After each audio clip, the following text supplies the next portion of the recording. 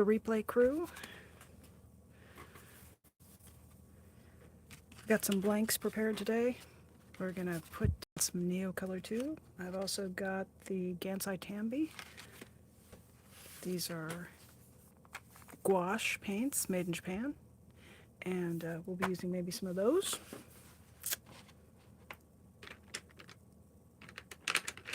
Perhaps some watercolor pencil.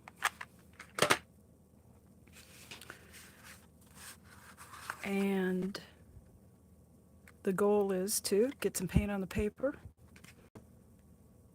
let it dry, put in maybe quite a few layers. You can see this one's quite layered with color. This one just has a fairly simple wash. Once those dry down, we'll be using I will, hopefully you will too, something like a Pigma Micron. This is a fine liner pen with a pigment ink, and it leaves a permanent mark on it. Once the shapes are outlined, the permanent ink will stay put, and you can come in with some watercolor media and work in some shadows and highlights. We've done a little bit of that on this painting from 2 nights ago.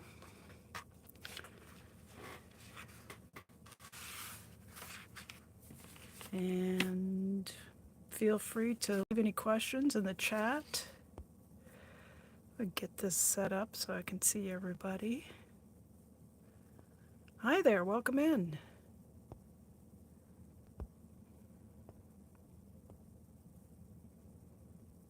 Just getting a couple of things set. There we are.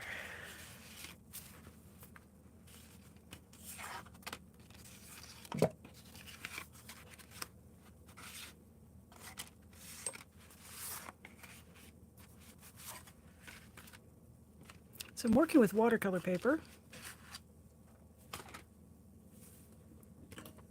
This is Fabriano 140 pounds, so it's pretty thick. The goal of the exercise is to actually, the concentration is on spending time in the process. It's not so much about creating a fancy work of art at the end. So I'm not too concerned about taping down the edges and doing that you know, with regular watercolor, you would tape the edges down. It would keep the paper very smooth and flat while you're creating your drawing. That's not so much of an issue with this. Also, they're really small, so even though they do have some warpage, some warps and bends, it's nothing too critical. They do stay relatively flat, and they can easily be secured down when you go to use the works. Cricket Cinema, hello, thank you for coming by. How are you?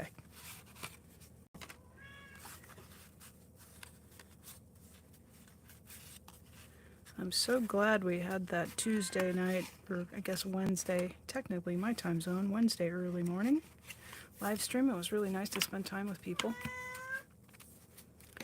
Hi, you're here early. That's not true. We have a conversation with Painting Cat here.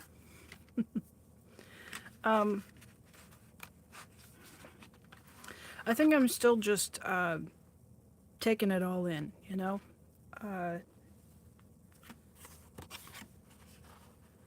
Here was the painting from Wednesday morning. Coming along. I think I want to see more shadows and more highlights in this one before I call it finished. So those of you who can hear the cat, do not believe her. She was fed an hour and a half ago. She's trying to tell me she's absolutely starving, but it's not true. Alrighty, I've got a tray of the Caran d'Ache Neocolor 2s.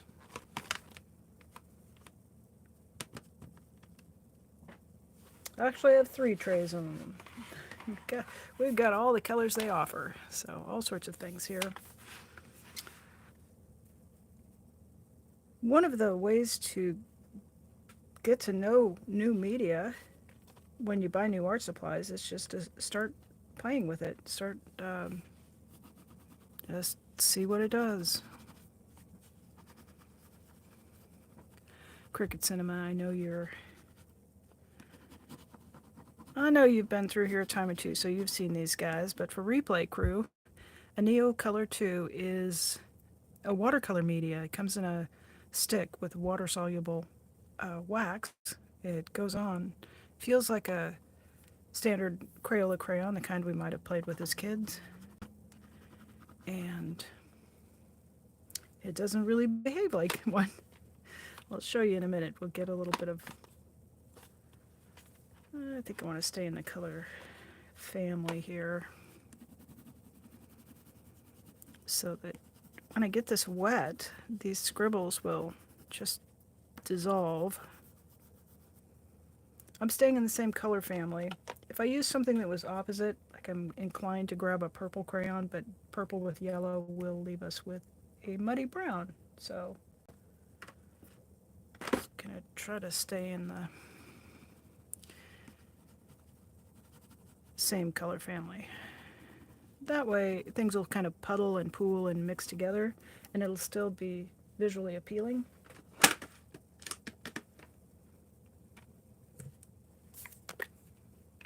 Let's get this kick started with a little bit of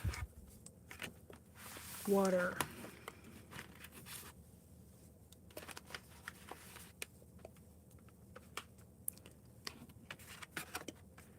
A trick I've discovered, once you start adding water to the paper, it'll curl.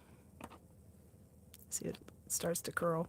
So I give the back a little spray as well as the front. And hopefully y'all can see what that does.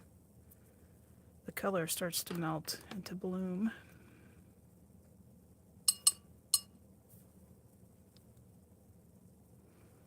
And it just turns to paint.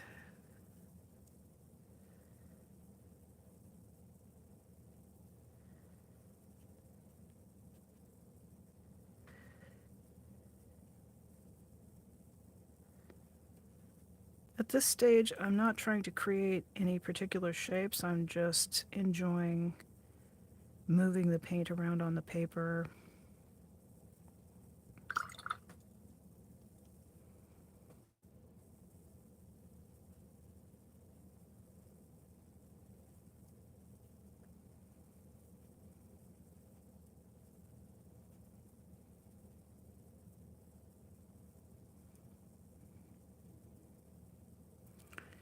This Fabriano paper is, I think it was hot press.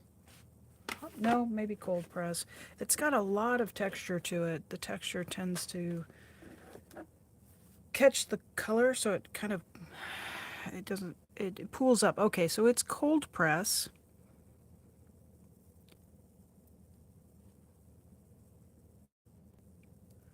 An acid-free paper. It doesn't say it's cotton, so...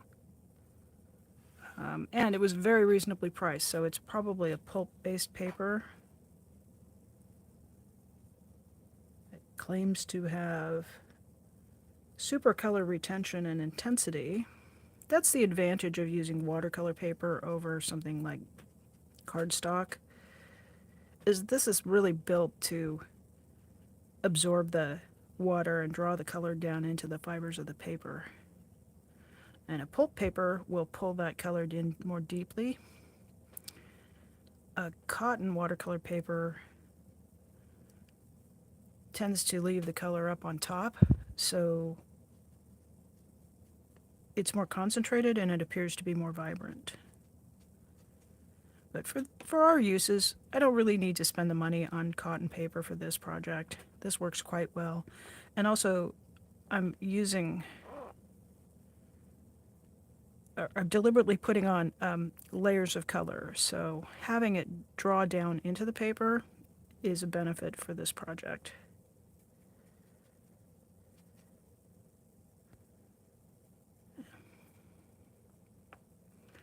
All let's let that one, let's set that one aside, let that one dry, make a mess on another one.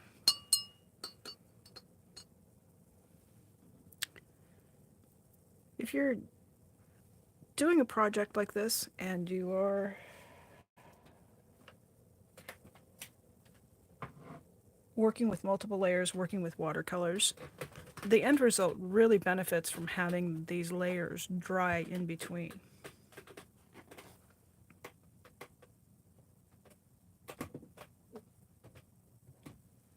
So that helps keep the colors distinct and not muddy.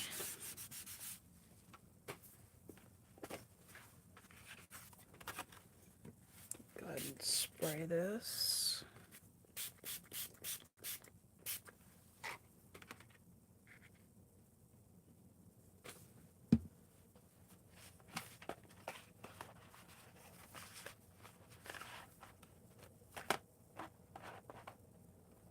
I'm gonna go with cobalt turquoise. These paints reconstitute really quickly. Hello everybody out there.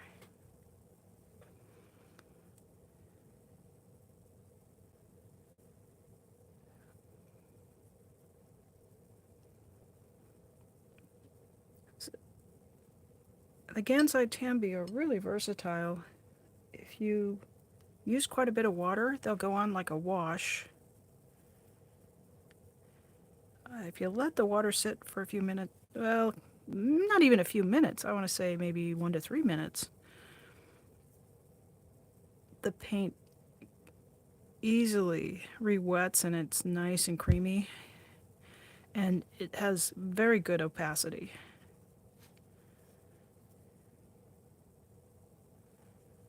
That's a lovely happy color, isn't it?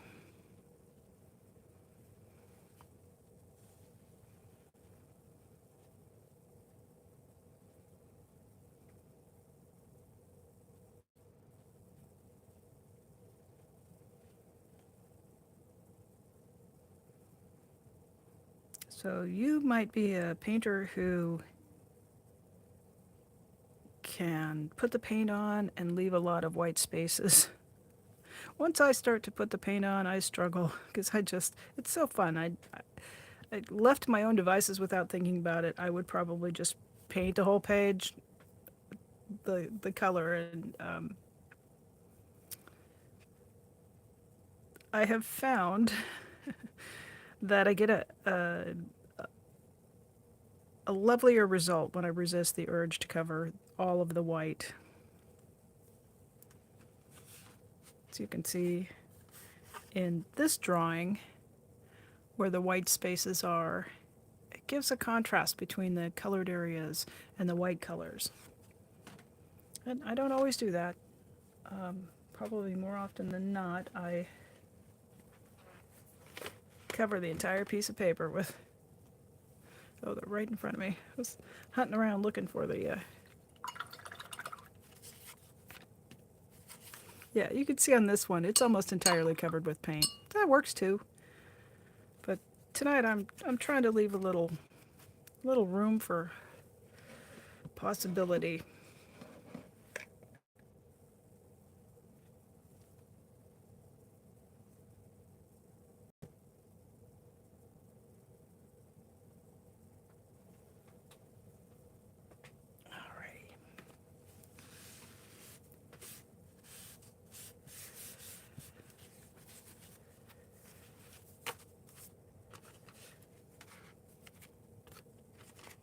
All right, let's take a little break from the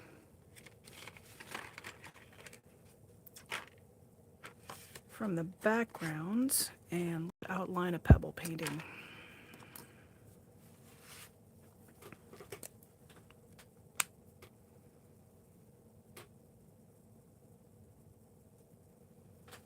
I feel like I've got a ton of shadows on stuff here tonight. Not quite sure. I moved stuff around on the workbench. That always changes things up a bit.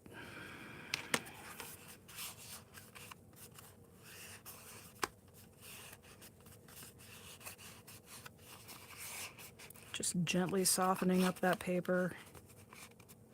I don't want to put any creases in it. I'm just sort of rolling it over the edge of my fingers so that the corners aren't poking up. Makes it a little bit easier to do the outlines.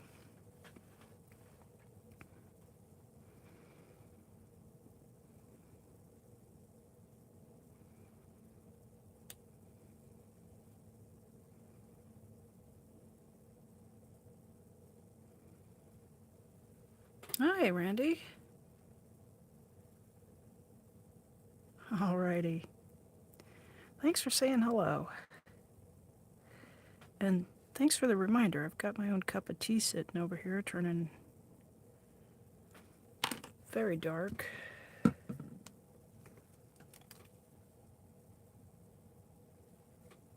Get that tea bag out.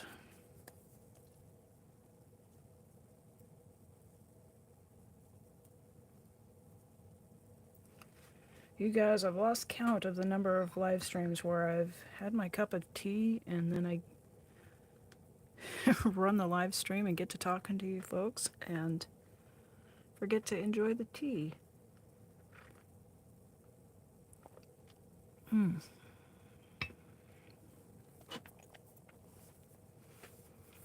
Like Sheldon Cooper, I decided it was a good day for a hot beverage.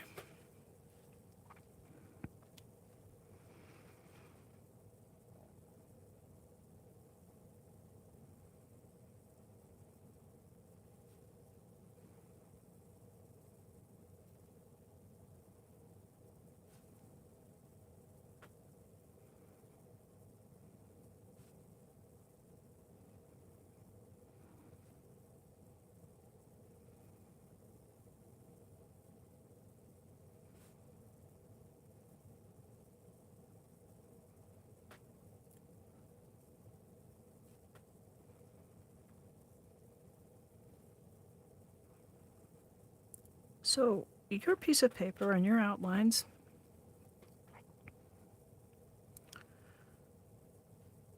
will have different shapes. Don't struggle to do the same sort of shapes that I've got going here. Your hand and your mind will have a shape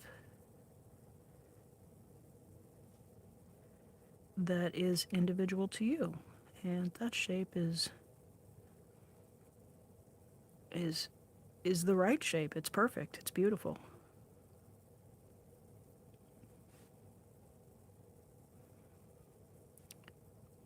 When I first started doing these drawings in June, the shape was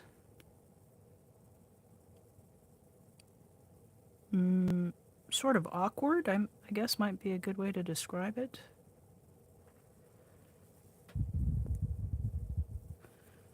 And it evolved. I was doing probably one a day for a couple of weeks. And I noticed quite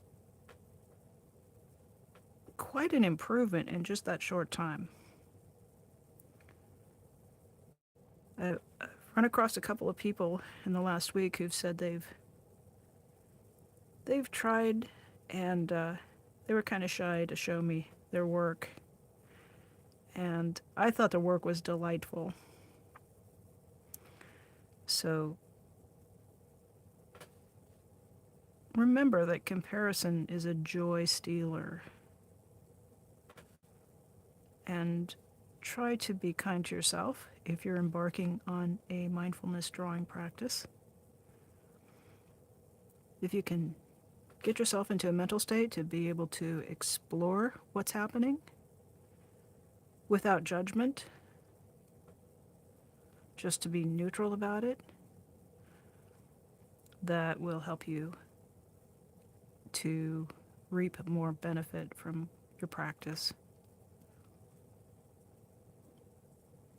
I mean, heck, we don't know till you try. You might not be a Pebble drawer. You might be a cloud sketcher, or maybe squares, maybe some other shape.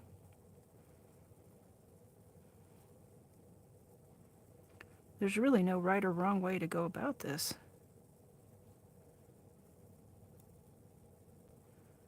But whichever way you do it will be a benefit to you.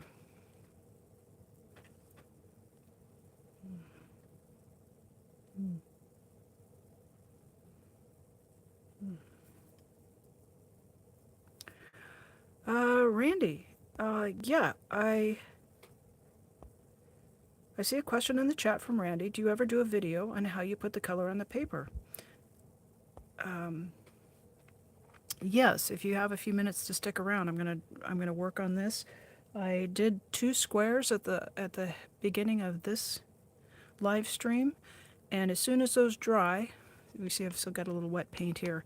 I'm gonna pull those back up and put another layer of color on, so you will get to see that. And I apologize about you can't. I don't think you can move the stream backwards and well, maybe you can. Maybe on the vertical stream you can move it back and you can watch the beginning of it. You can't speed it up to catch up, but I think you can. I think you can move the video back and see the beginning of that, or just hang out because we'll get back to it again tonight.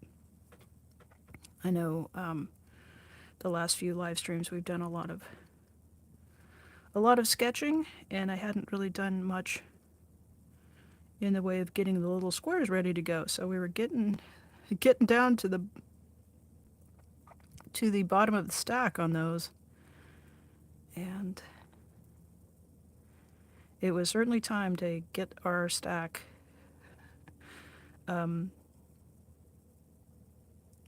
don't know what word I want, replenished, or to get more blanks ready to go so that we could just grab one and sketch. Tonight I'm working with the Neocolor 2 crayons, and I did one with those and one with the Gansai Tambi gouache paint. And thanks to you for bringing up gouache in the last live stream. Maya had suggested a channel. I think the name is Sarah Burns, so probably if you, and I think it's SARAH. I haven't put the links up for the last video yet, but she's an artist who works in gouache, and I've just been down the rabbit hole watching gouache videos all day, so yeah.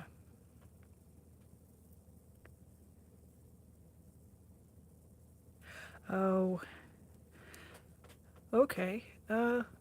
So in the chat we have a commenter saying, well, that's the part that puts fear in my gut, the color on the paper. I get that. I understand that.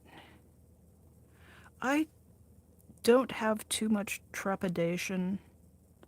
I have more trepidation about where to find the first rock, the first circle to draw when they're done, actually.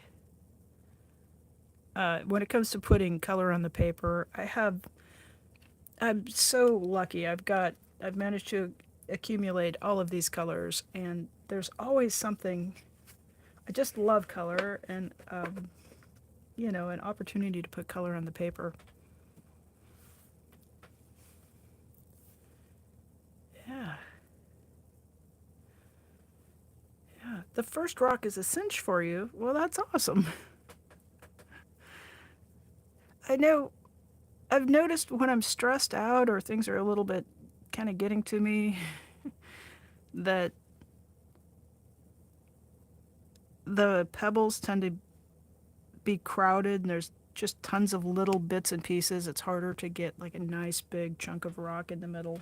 So the last couple of paintings that I've done, I've really been just deliberately trying to get to the bigger picture, to draw some big rocks and fewer tiny pebbles. I've noticed I'm just in a better mental state when I'm doing, on the days that I'm doing the drawings that have the nice big rocks. So I'm sure I'm overthinking it. And that's why this is a good exercise for somebody like me. If you're like me and you just get your brain going and find it's hard to, it's easy to think. It's harder to think in a way that's useful and productive. And if you deal with anxiety, a lot of times there's a lot of thinking that goes along with anxiety. So when I can get the thinking down to a dull roar, the anxiety seems to reduce. So I'm coming to see that the smaller pebbles just, for me, might represent anxious thinking.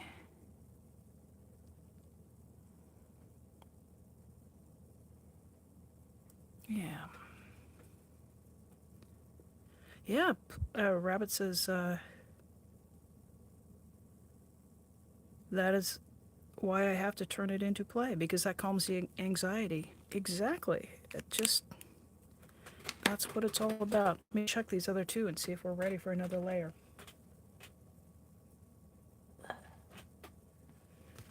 Well, this one's... Oh, I think we'll go to a couple more. I'm going to just put it right over the...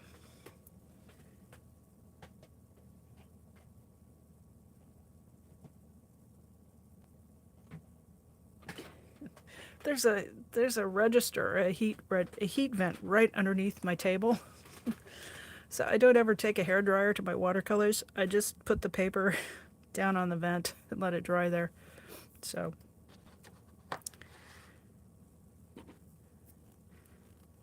the one with paint is still, I can see it from here, it's still just got a watery surface.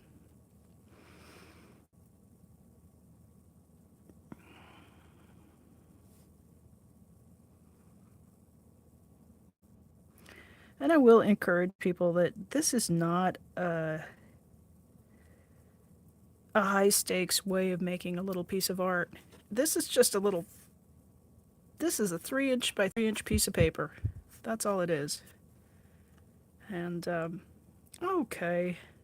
Yeah, if there's anybody out there that was here for the pick 3, the chat picked 3 colors out of my color chart, and then we did some blanks.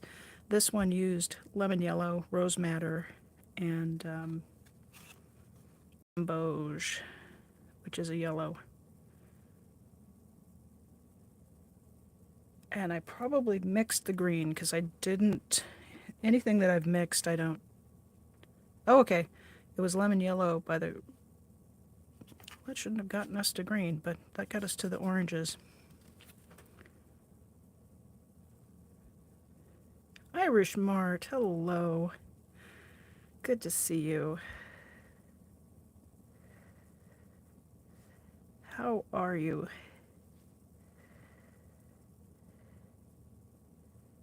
Or if you... Yeah, sometimes my questions get a little pesky, so don't feel you have to answer anything that's too invasive. I'm trying to train myself to say, I hope you're well. That's maybe a better way to handle it.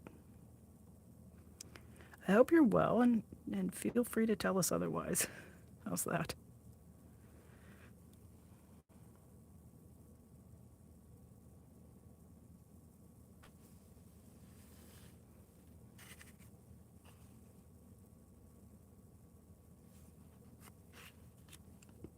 See, Rabbit, I listen.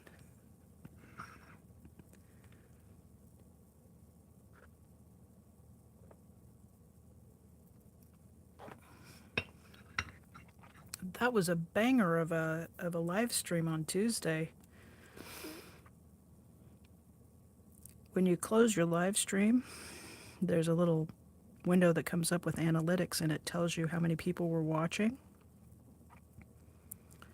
And I about fell off the chair because that video had 1,650 views during the time that I was doing the live stream. I've had a couple of other ones that have tallied up the views in the week after it's gone.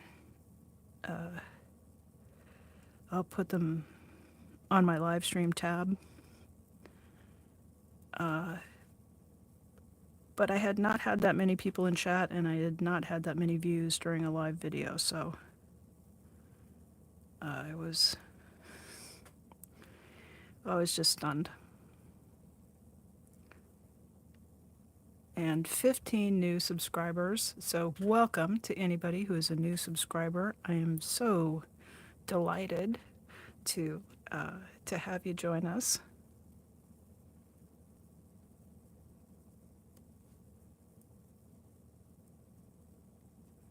And I hope if you're new here that you will find yourself welcomed in chat. We get a lovely group of people. It's not always like, you don't have to be super nice, but we do try to avoid the trauma dumping and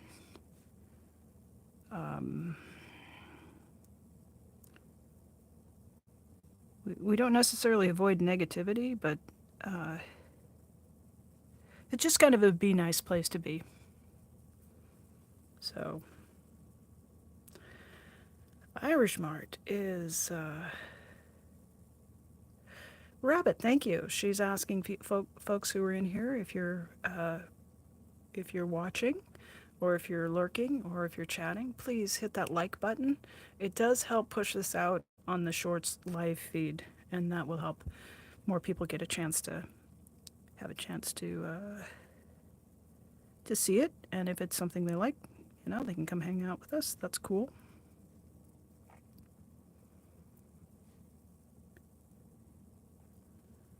So the YouTube tip of the day, you may or may not, you guys might know this already. If you're in the habit of liking, not everybody does, but if you're the sort of viewer who does like to give a thumbs up, thumbs down, either way, give some feedback. Try to do that when you come into a stream. If you're doing it to benefit the live streamer you're watching, do it when you come in. That kicks it out. The algorithm likes to see that, because when people are liking things, the algorithm interprets that as indicating that a live stream might be interesting to more people.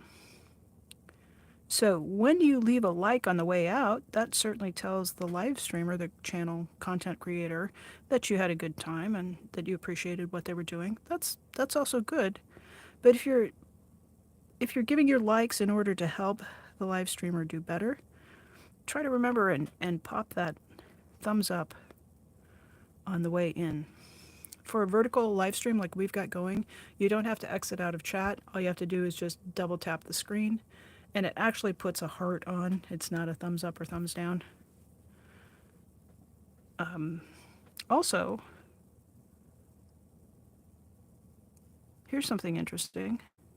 It turns out that YouTube doesn't care if you like it or don't like it. For the content creators, engagement is engagement, whether it's a thumbs up or a thumbs down.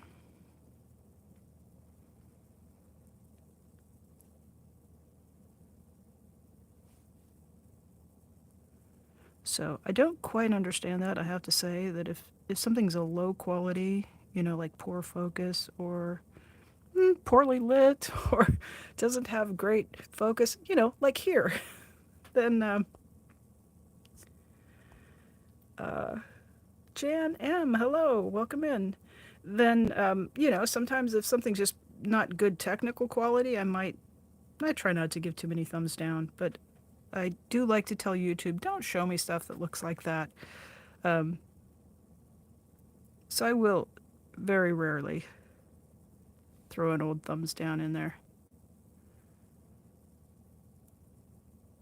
But it just turns out that YouTube doesn't care whether you like it or don't like it. It just cares if you tell it, if you give it some sort of a feedback. Irish Mart, I love to smash the like button. If there was a love button, I'd be all over it. Well, thank you very much. That is a lovely attitude to have, and I'm sure that the creators that you follow, the channels, really appreciate you.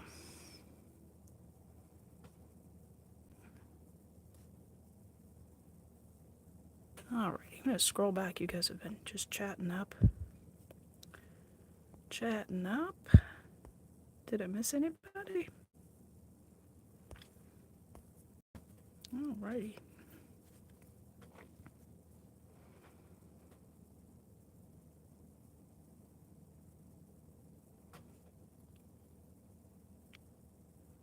I'm going to just send a little love out to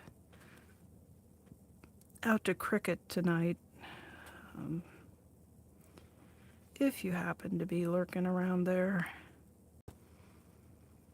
I didn't quite catch all the beginning of the live stream over at Chow Yun Smut, but her family had some really tough news about a family member's health, so I will certainly be keeping you all in my thoughts. Yeah. Exactly. Just, can I do that? Do that for Cricket? Cricket's mom, Cricket's stepdad.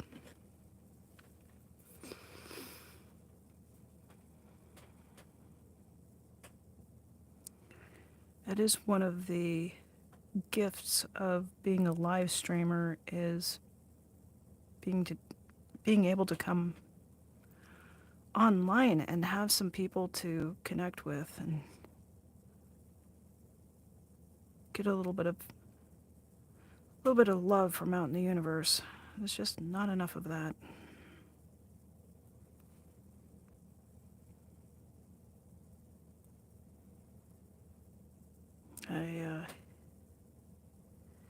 I had a sinking feeling when she was sharing that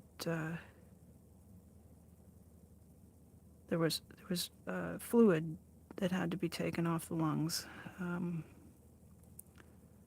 because that is something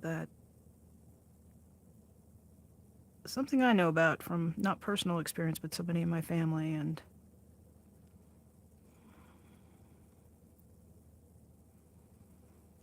I was really hoping that it was not going to be bad news, but unfortunately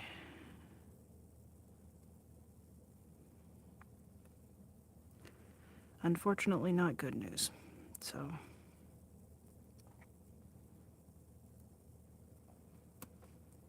yeah, if anybody in here is also a fan of Chow Yun Smut, boy, that word came out sideways. I'm sure she would appreciate a little bit of love or a positive comment. And if my moderator comes in today, I'll put a link for that. Yeah. Yeah. Sometimes Cricket Cinema. Sometimes I imagine you and her in a room, and I think that would be just a riot. I want to be there for that party. Alrighty. These little 3x3s go pretty quickly, don't they?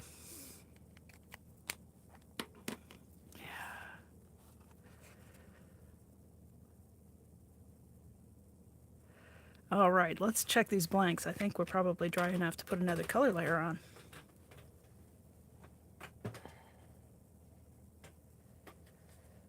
Yeah, there we go.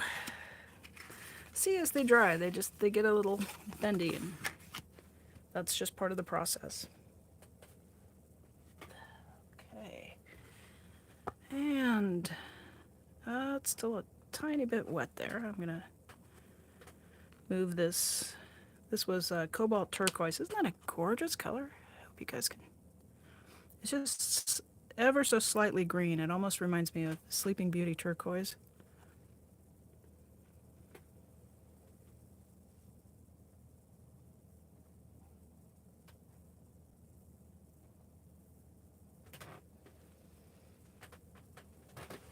All right.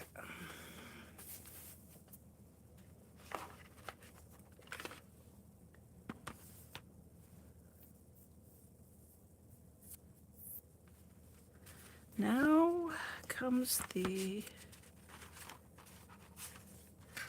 part where we get to pick a color.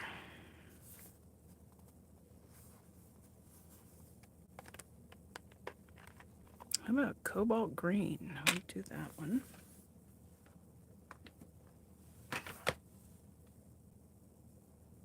This is English red.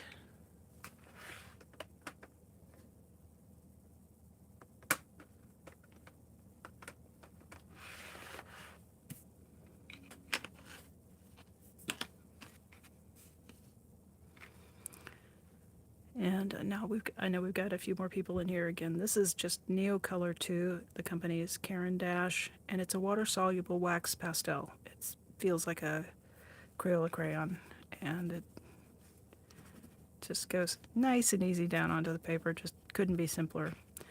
We can also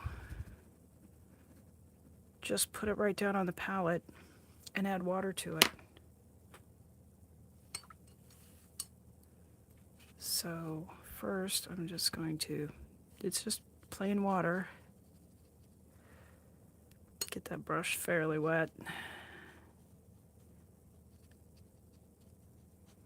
So you can drop in details with this as much as, you know, crayon's kind of a blunt instrument when it comes to details when you're working on a small scale. But it activates just lickety-split. And depending on the colors, depending on how much I pressed it into the paper, depending on the texture of the paper, some of that texture of drawing stays. And I like that quite a lot. I think it adds interest and texture. Now, if you've got, particularly with the darker colors, they'll tend to leave the lines. Bring it up to the camera so you can see that a little bit more clearly. Yeah. Do you see right here where the squiggle lines are still visible? There's Maya. Hi, good to see you. So if you don't want to have those lines, you can just, I use this craft mat as a palette, and I've just scribbled on it. It's a little bit of texture here so it catches the crayon, and it very easily, just a little drop of water, is mixed into a lovely paint. So it can just go on like a conventional watercolor. And it's got good color intensity. It stays beautifully translucent like watercolor.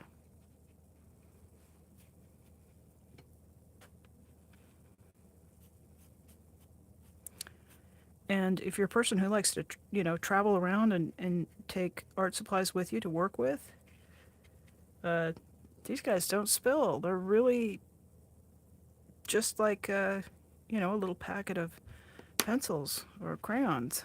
So once you get where you're going, then you can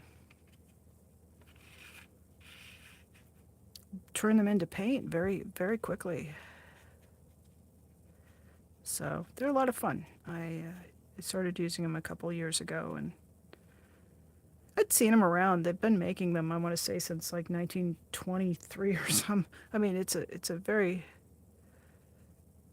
old art material. I'm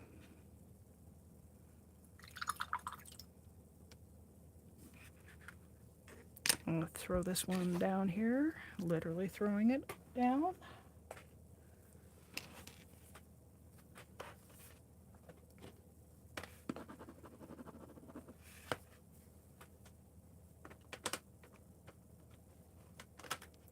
Just going to take a variety of colors. This is golden ochre. I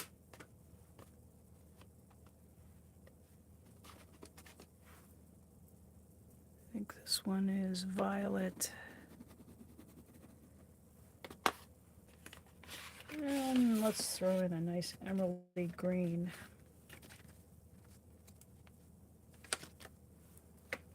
This one is phthalo green. A lot of intensity with phthalo greens, even in this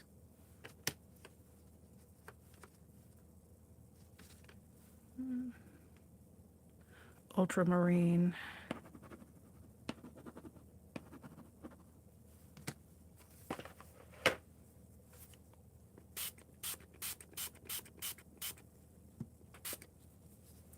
Spraying some plain water on there. Got a 4x4 square. I'm going to go ahead and wet this. I've found it takes the pigment up a little bit better if it's very lightly misted. And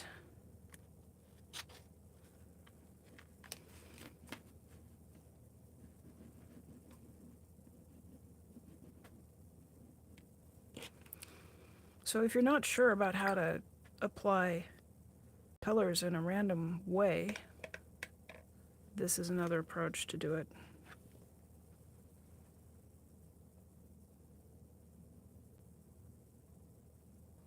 Yeah.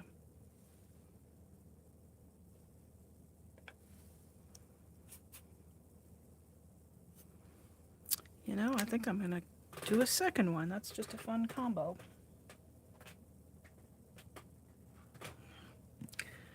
I realized I was leaning away from the mic. I was just saying that was a fun combo.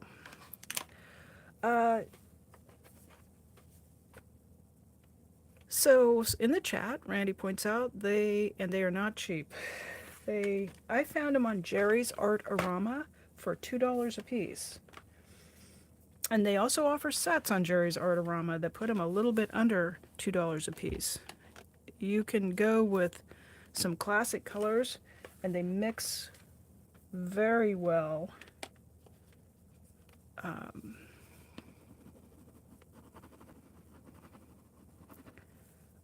I have been working with them for quite a while, and I will say this is the first one that I've actually had to peel the paper back and to use a pencil sharpener on. They go a lot further than you think they will.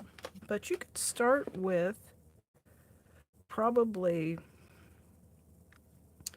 you know, the classic warm red, cool yellow, cool yellow, warm blue, cool blue. And you could mix most anything. Or, you know, buy 10 if you've got $20.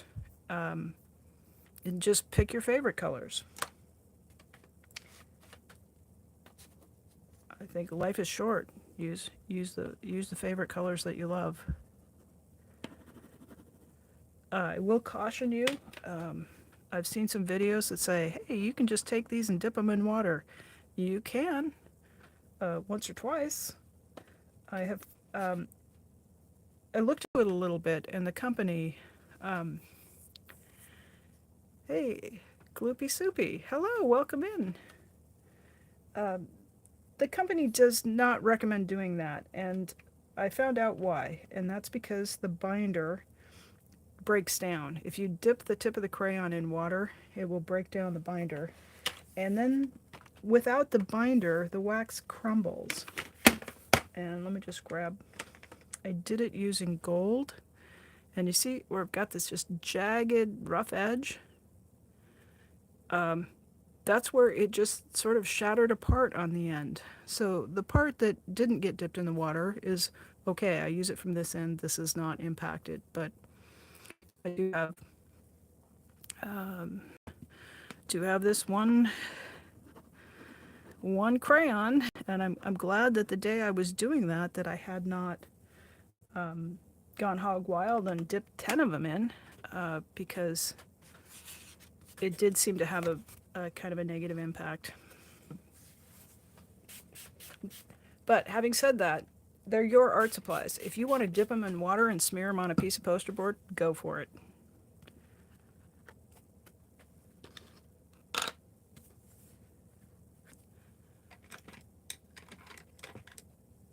They're yours to play with. They're yours to use as you wish. And it's all okay. I'm just going to kind of swirl those around a little bit.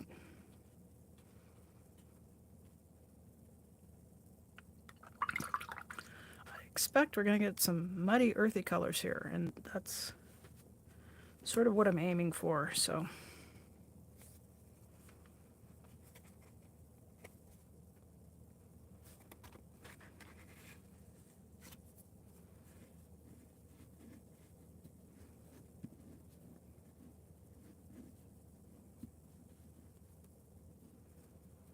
Hey, Maya, would you mind putting a link to Chow Yun Smut's channel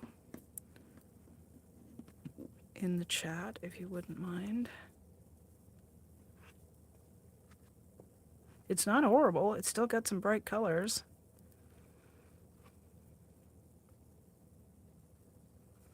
I like it.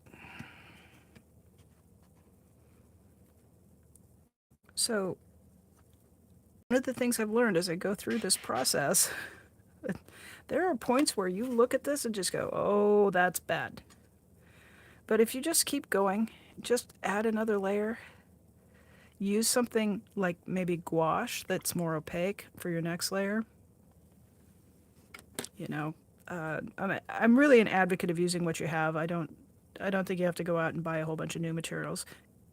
That's not required to be able to do this.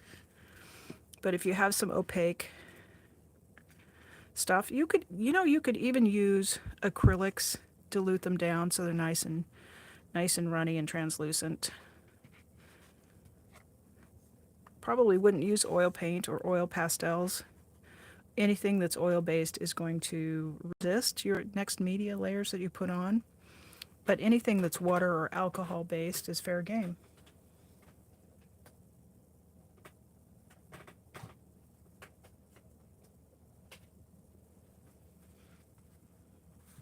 So we've got this one that's fairly dry.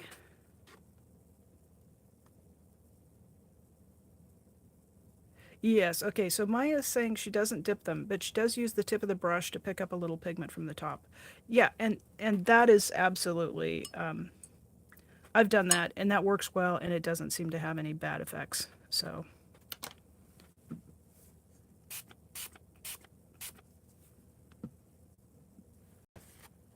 Hiya, Antics. Boy, did I get a surprise today.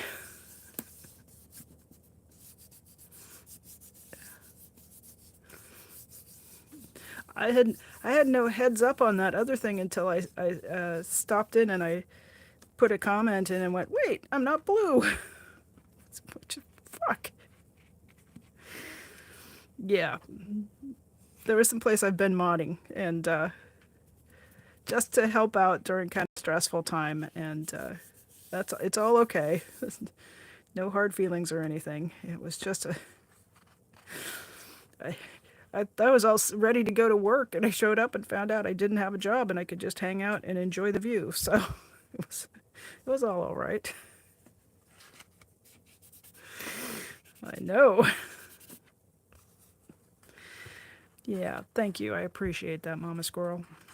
Yeah, so there's another layer, just kind of smushed on here and there. Nothing too fancy, nothing too technical. We'll set that one down to dry.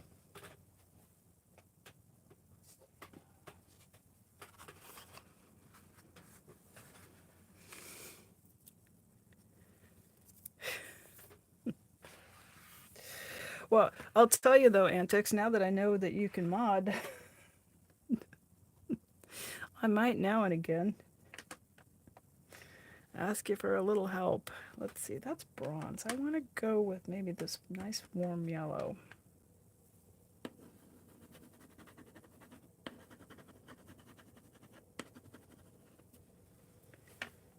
And maybe a little olive green.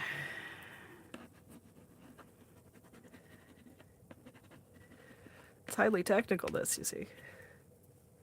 So how are you? Yeah, Antics of a... Maya, if you're still here, will you drop Antics of a Mama Squirrel's channel? She does all kinds of interesting stuff over there. Cat toys shaped like pickles with faces and personalities. Yeah, you did, and I really appreciate that. Because I was just kind of sitting there going, oh, what the heck? So, that you softened the blow a little bit. I appreciated that very much. Oh, golly. Let's just go for the whole mess and throw a little... This is chromium oxide green. And I'm going to come back with more of this. it's funny when you get new art supplies and you think maybe the brightest ones are going to be your favorites. And for me, I'm just such a fan of these lovely earthy tertiary colors that you shouldn't feel bad. Did he make you a moderator today, or had you been one before? And either way, you shouldn't feel bad because it's his channel and he can do what he wants on it. And that's what you know, I put up a community post about that the other day.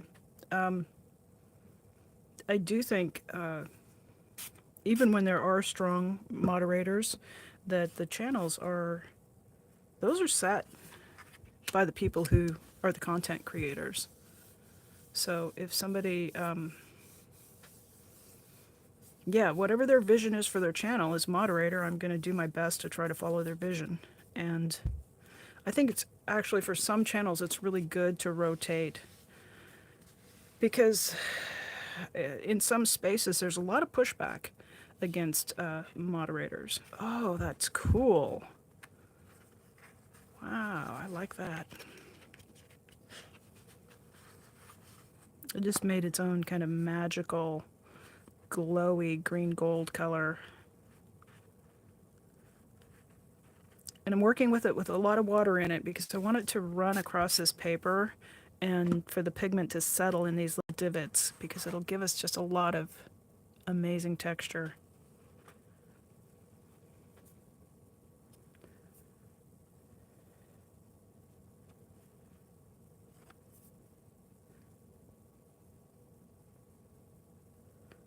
Okay.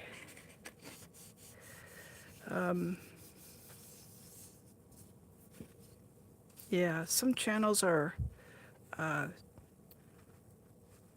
yeah, I'm kind of, I've been doing it. I've probably, what, 4 or 5 different channels I've modded for. And, but most of them are fairly small ones. I have dealt with troll attacks on another channel a time or two, but I had never dealt with anything that was intense as what went on in his channel the other day. So, it was a learning opportunity, that's for sure. I'm just gonna get a little water and cheat this a little bit. Yeah. And there are some channels that, you know, they come up maybe once or twice a week. That's more my speed, especially as a content creator myself. The attention that you have to spend when you're moderating a channel. You have to kind of keep your head on a swivel while you're doing it. So it takes more energy than just watching a stream.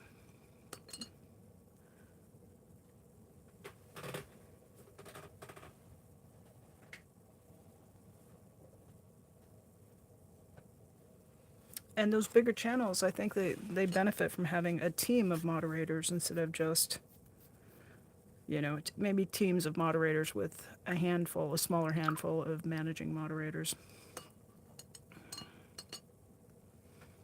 That just helps things stay more like a cool place to hang out for more people.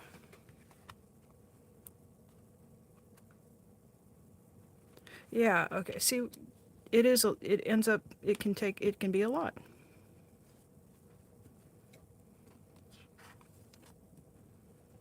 So I will say I'm glad to have been able to help. Sincerely and genuinely.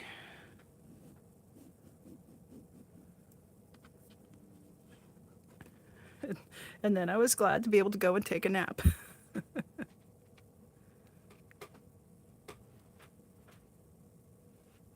Yeah, and I've noticed that. It wasn't a surprise that was how things run around there. It was just a little. You know, I will say this: I'm autistic, so any kind of change makes me go, what, wait, what, just, hamina. Par for the course. So, yeah, not a bad thing. Just kind of my operating system. Alrighty. Don't get bored with gold green. I hate leaving a little bit of media on the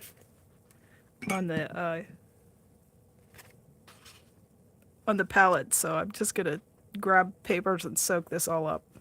And then we'll switch to something a little bit brighter. Yeah.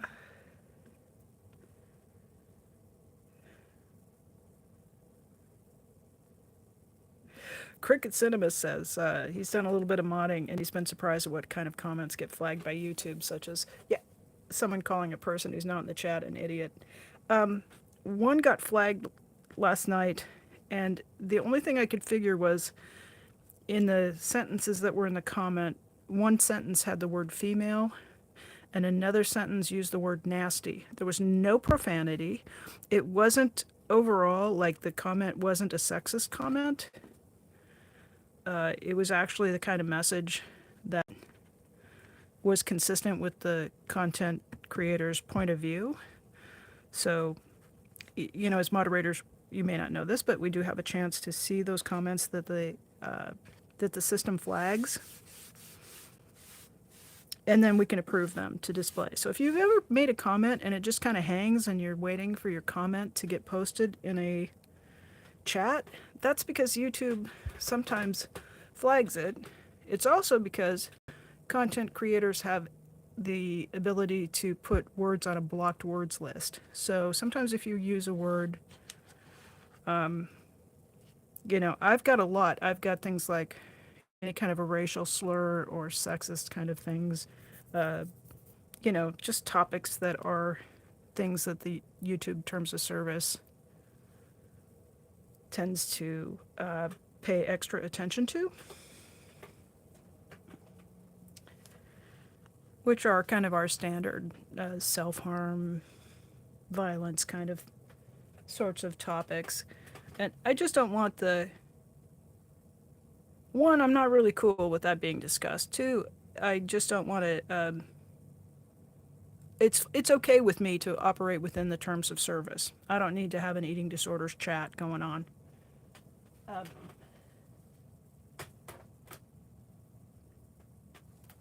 It's not anything I have, you know, I'll give an opinion on almost anything, and I'm old, so I have a lot of experience. I could probably say some stuff about it, but it's, you know, we're not here for that. So, yeah, so sometimes the system just operates and it'll pop something off. But I noticed in the days leading up to the election and the days afterwards, I expect that YouTube is trying to just cool things down. Because there have been a lot of things that have been flagged that, you know, 2 weeks ago would not have been flagged.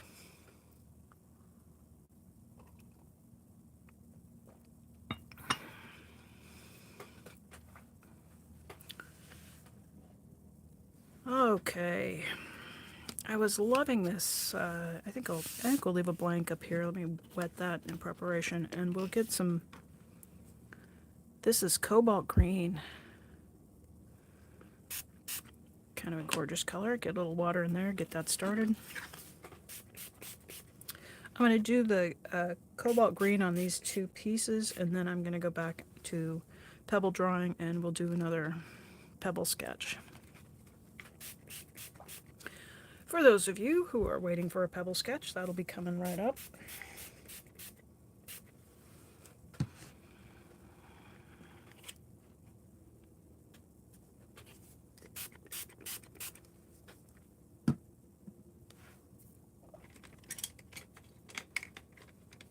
Where's my favorite brush? There we go.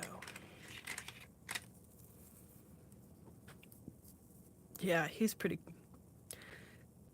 He does some quite a lot of content, and he travels quite a ways to go do his protesting, and I love the hiking and the sort of taking a tour through this or that content that he does. He did one where he walked through the Pasadena Civic Center, like maybe like I think it might be their city hall, an old building that looked kind of, I don't know what the age of it was. It looked kind of 1920s style. It's really cool, and you got to see views out to the mountains, and he always comes in. He's so kind to people. And he's very energetic, and I love his heart too. So yeah, Maya, if you want to drop, you got anybody who's here probably has already found their way to MD Media 18. But Maya, if you would drop a link for Matt's channel, and please drop your own link. I always forget to ask you to do that because Maya is a wonderful artist, and she has a lot of streams, and she works. She does live streams where she works with other artists. Like I've I've been fortunate to be invited to paint alongside Maya and Brad, Drop Short Media, lots of people. Oh, I just think this color is so beautiful.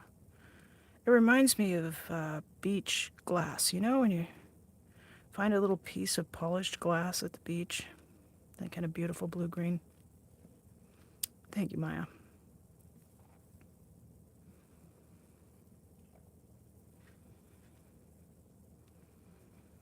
Pull this one down to the drying rack.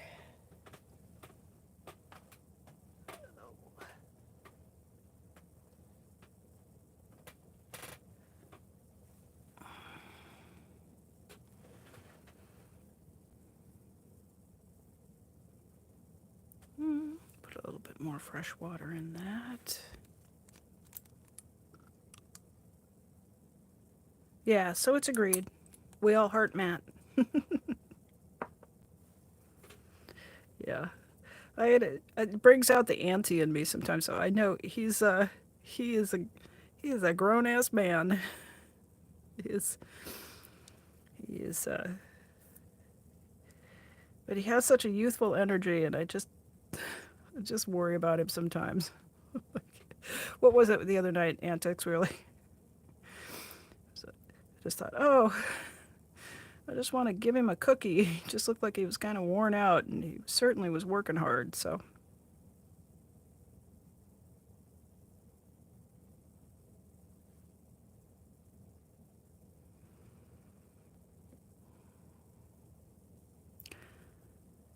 yeah, did a little video of a brush fire the other day that was interesting. There must have been 3 or 4 different fire crews, Cal Fire and I think the firefighters from Laverne, and they just had 3 or 4 helicopters dropping water on this brush fire, and I think his video was maybe a half an hour or so, and fire crews just had that thing knocked down, lickety split. Yeah, I think another fire crew from Chino State Prison. And everybody just coordinated and got on it. The Santa Ana, well, Antics, you know more about this because you live in that part of the country, but in November the winds shift in Southern California, and they start to get Santa Ana winds that come out of the mountains in November, and they blow hard, and the rest of the year they blow the other direction. So it just changes the whole picture for firefighting. It's like two entirely different landscapes with that change in wind direction.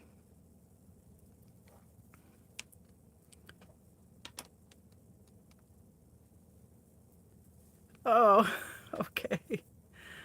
Alrighty, gotta take a quick look at the chat. Randy, well, you enjoy your day. It was lovely to have you in here. Yeah.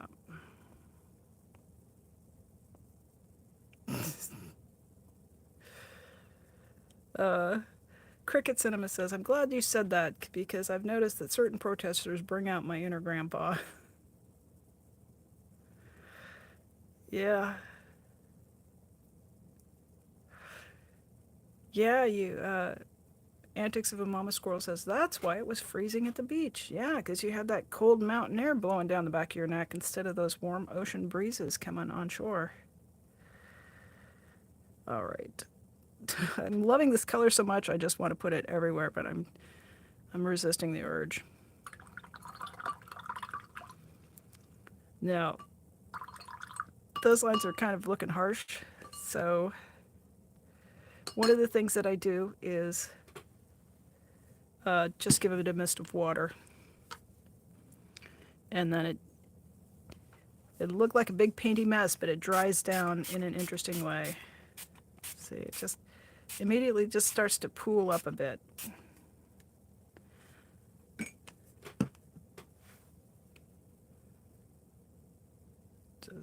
I'm not at all afraid of that color running and making these veins of color.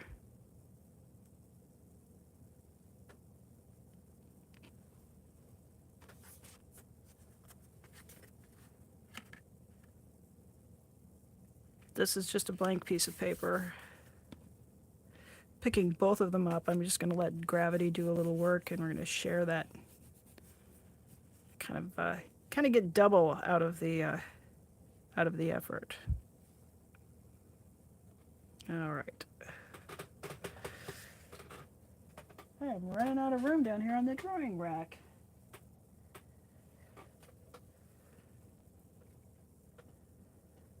Ooh, ended up with a lot of paint on that.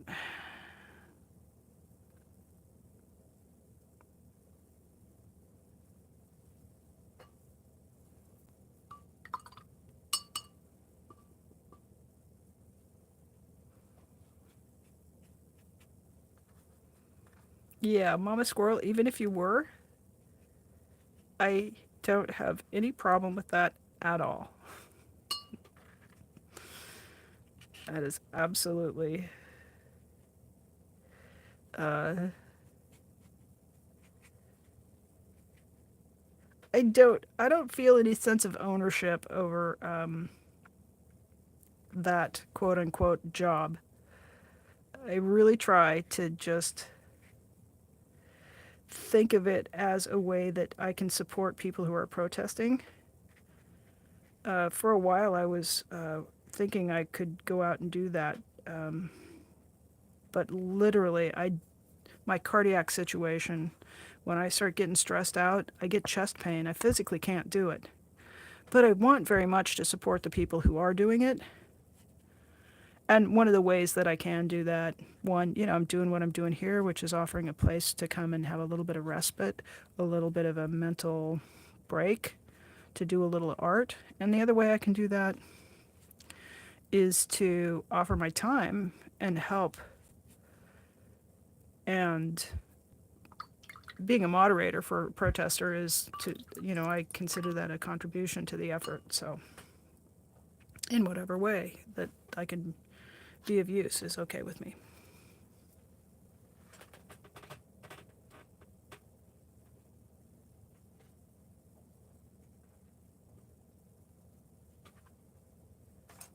Yeah, we have had some, I think it's natural if people have a job and they start to feel kind of attached to their job.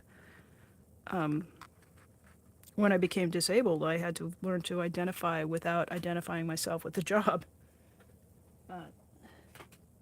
Not everybody looks at it that way, but that's just how I look at it. So, yeah. Also, here's another just a practical point. I wasn't there. You were there, so.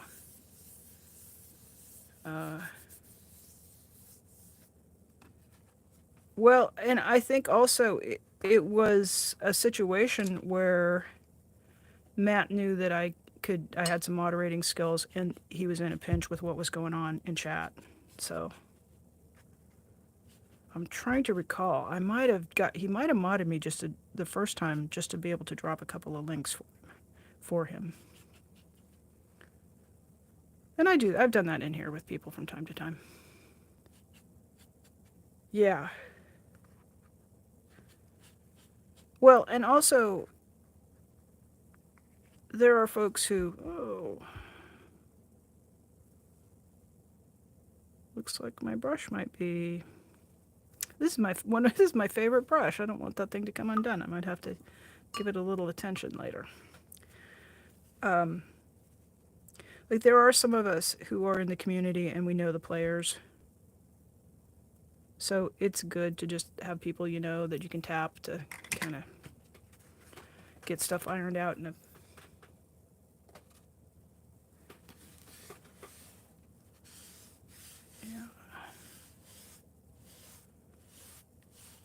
And, I've got a different skill set than, we have some moderators in the community that are just, they're really sweet personalities and they're super welcoming and they really set a tone.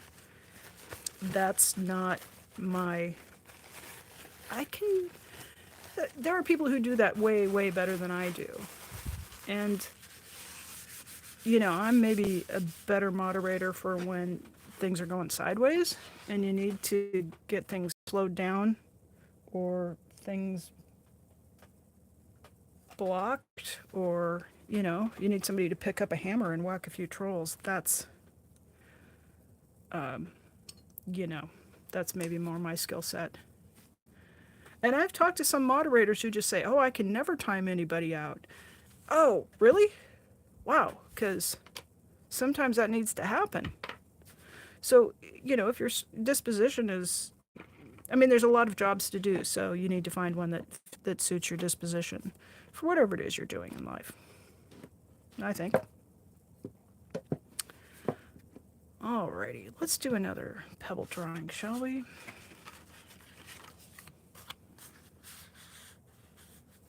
Oh, it's a bit dark and deep. I think I want to go with... Let's go with this one. Yeah. Alrighty, I'm going to take a look here and see the use. You guys have been chatting away here.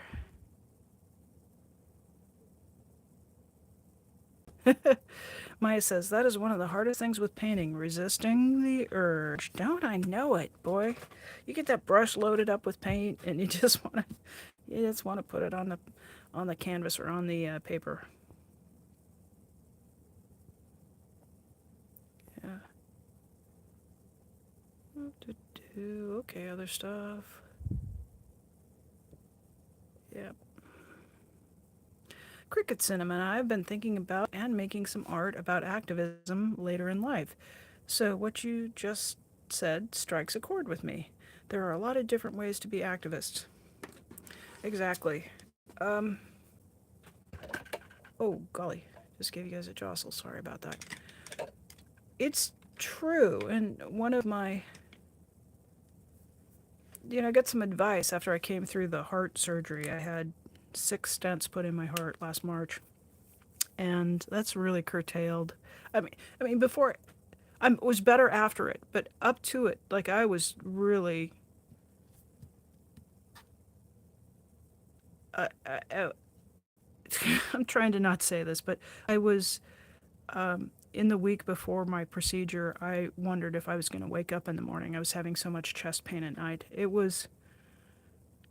and when I got in and they did the angiogram, they just kind of went, oh shit, literally said, oh shit. So I had a reckoning, in March about whether or not I was going to, be able to stay living as long as I wanted to.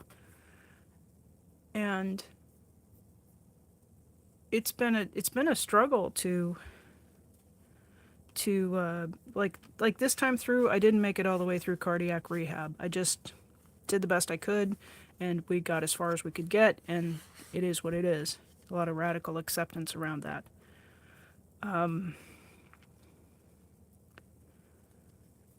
The advice I was given is that if you find something that's meaningful to you in life, you are likely to have better chances of survival. So, I'm not going to lie, I have spent quite a few days here just at home going, I'm not going out, I'm not, just kind of under the blankets. And the advice was to get engaged with something. I may not live longer, but I won't suffer as much when working for a cause or working to help other people. And that has been very apt advice, very good advice. So there have been some days where I've had a lot of chest pain, a lot of heart pain. But I've had more days in these last 6 months. And I've actually been around this space longer than 6 months, but we've really been putting out an effort to get engaged, not just chat, not just watch. I mean, frankly, I didn't even realize there was live streaming and there was live chat for quite a long time. I think most everything I watched was a video or a live chat replay. The day I discovered live chat, I was like, what in the world is this? That's, what is this all about? And then, you guys see where I'm at now, so must have found something I liked. So you've only ever blocked one troll? And a couple of 30-second timeouts? Well, you are... I saw the pickle video, and then the MD Media video is on my watch after I get done with this stuff. So, yeah. Hey, I appreciate that. I've gotten an I'm sorry there in the chat, and I will say, even 50 years ago, I wouldn't still be surviving. My grandfather died at age 57. The fact that they can even put in the stents, and I had... One of these nights I'm going to take a piece of paper because I've got these cards that I have to carry with me in case I go through a metal detector or the airport or something, or ambulance, hospital, whatever. And they describe where my stents are placed, and they describe how long they are. And I've got, like, one of them is like 48 millimeters. So I want to, get a piece of paper and, sketch out and measure just how many centimeters of stents. It's kind of, there's just a part of me that has a lot of wonder and amazement at that. They can do that? That's pretty... Because when I was 45, I had a double bypass. They couldn't stent the blockages that I had. So they had to do an open heart procedure, and I'll tell you, that did suck. And so I was really glad they couldn't actually, because of my health. They were like, we can either stent you, that's all we can offer. And they were able to do it, and I survived the procedure, and, what's to complain about? It's sort of, I told somebody this the other day, I consider it's like gravy time, right? Because 50 years ago, they couldn't have done it. I mean, they couldn't even have done it 15 years ago when they did my bypass. So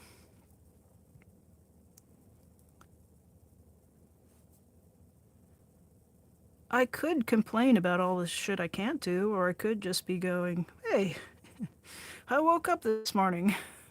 What do you know? And that's kind of what I do to it. Yeah. Yeah.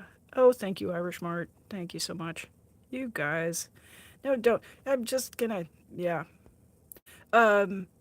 So somebody's Antics is pointing out, modding is stressful, though, and tiring, and that is absolutely true. So I was glad to help, and I will say that I did have to go take a lot of naps. So that's all right. I've been watching those guys,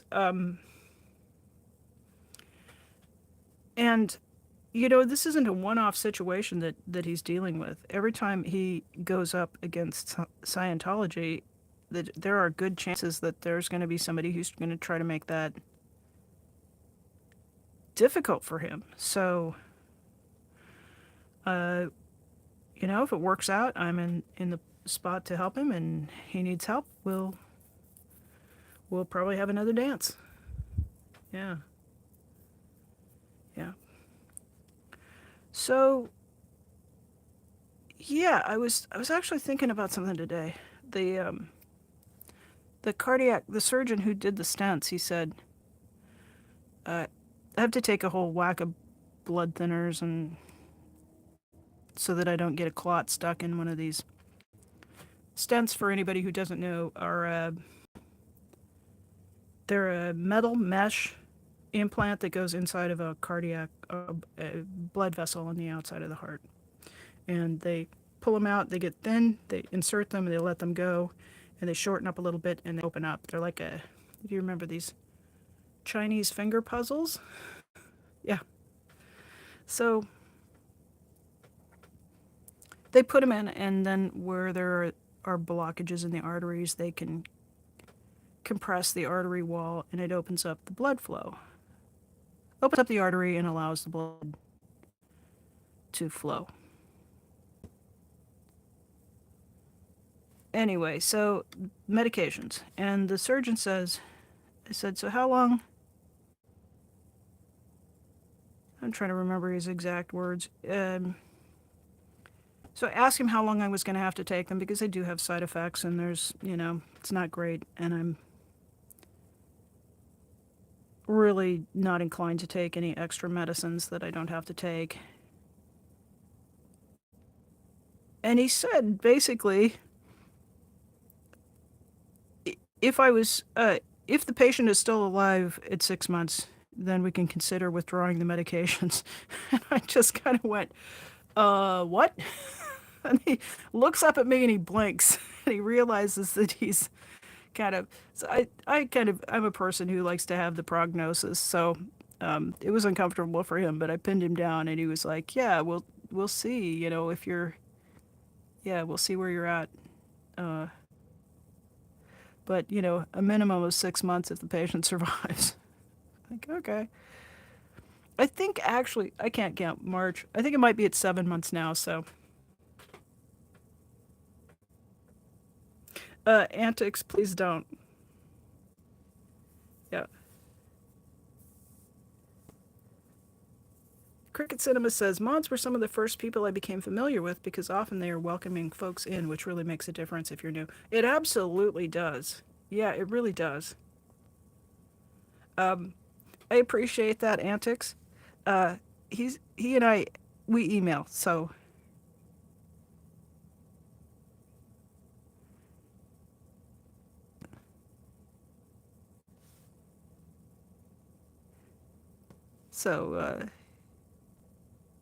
if if he needs something, he knows where to get a hold of me easily.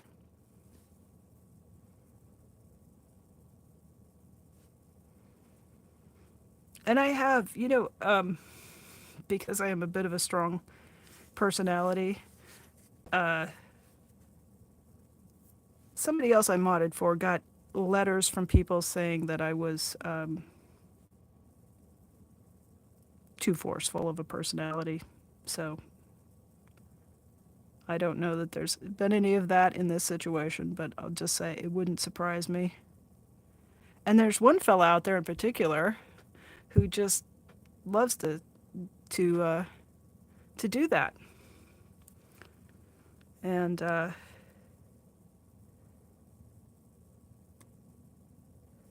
I will say, when I find out that he's been shit talking me behind my back, I am perfectly willing to um, let people know where he's coming from. And since he's probably lurking in here like he does a lot of nights, I see you there, buddy.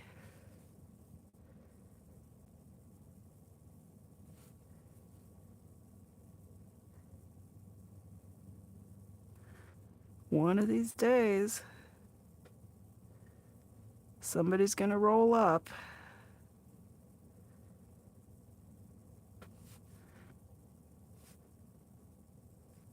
Because you're gonna make one threat too many, buddy.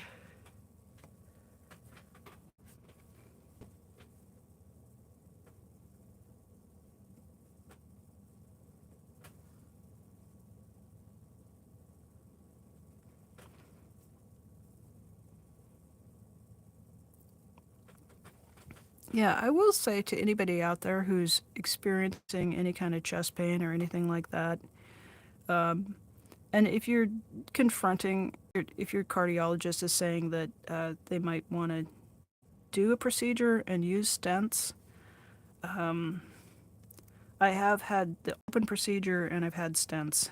And I was, I'm trying to think,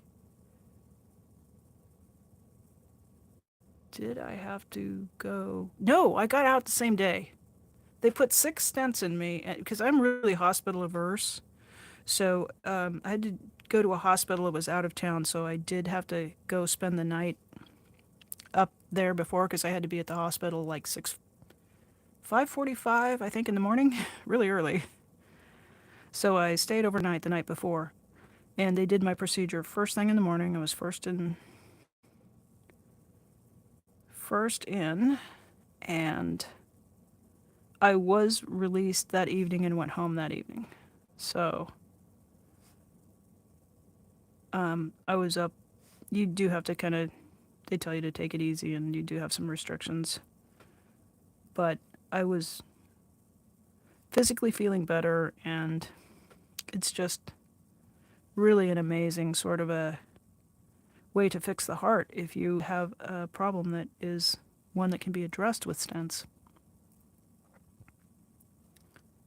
You know, I would say it's hard to give it a 10 out of 10 because, you know, it does suck, but um, Irish Mark, that's lovely. Yeah.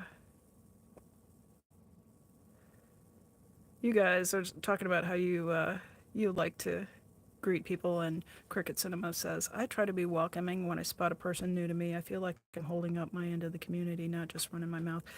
Yeah, that is, I'm kind of, I try to do that. I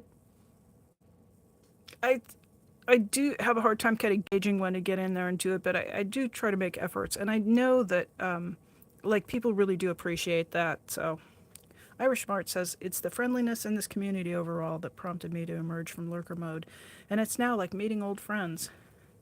I know, right? Yeah, Maya. Well, getting the blood through is mostly a good thing for feeling better. True that. It did. It did. I've been looking at this speckled area here, and I think I'm just gonna make it one big, awesome, speckled, beautiful rock. Oh, I've been working up to that one for 10 minutes.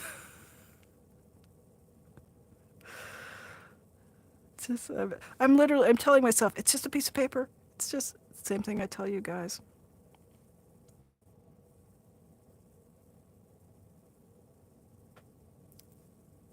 That's interesting. Yeah, somebody left the room.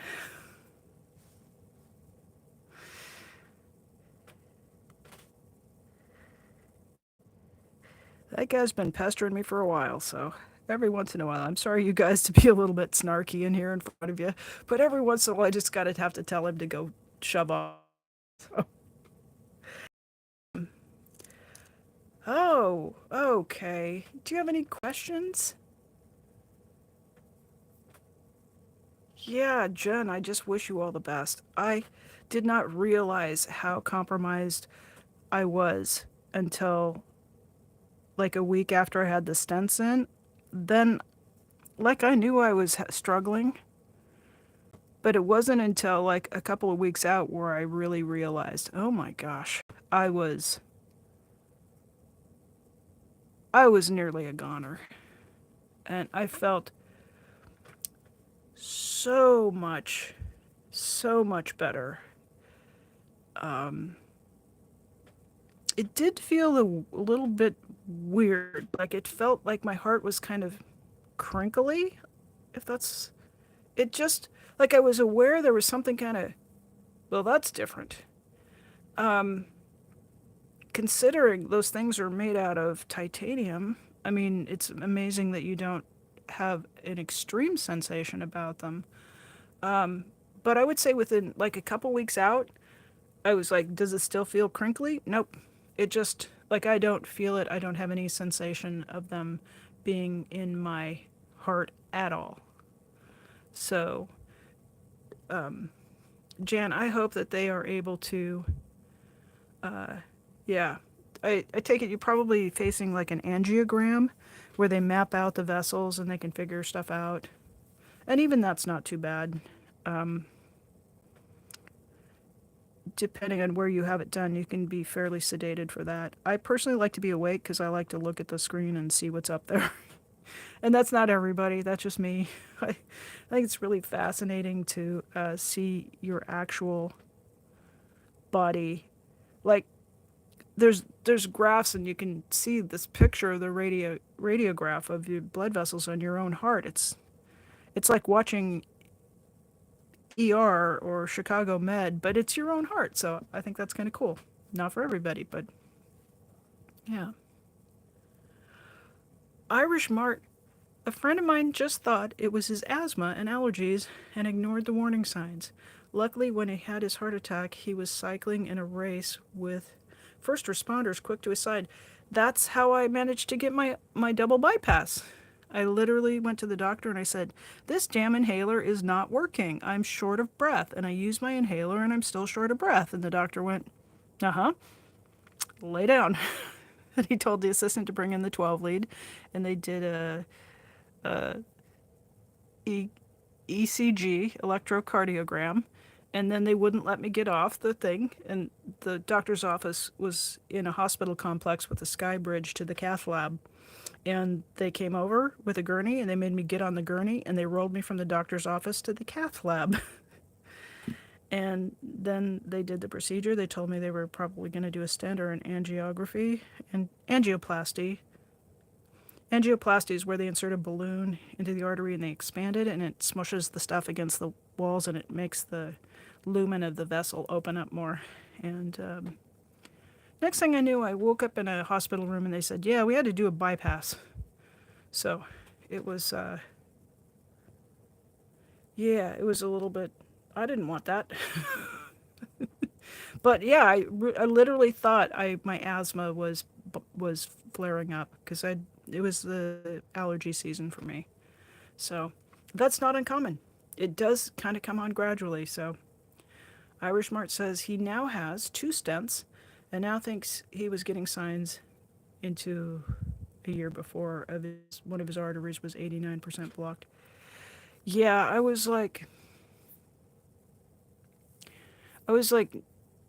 had one that was, I think 90, like more than 95% blocked. So a lot of room for improvement when you're that. And the stents, I mean, they'll take you out several years, but they do also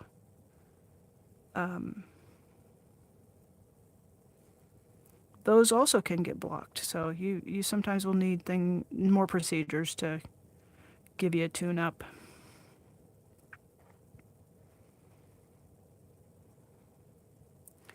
And it turns out I also, this is a lot of people, but I had a blood vessel that was congenitally, means I was born with it, that had a kind of a zigzag in it. And those corners are just notorious for being places where blockages can occur. So the zigzags, stents are really good if you've got a straight artery. They're not as good if you've got a bendy artery. So part of my problem was just the way I was born.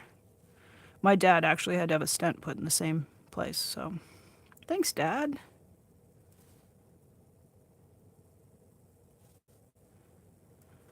Yeah, Jan, let's see.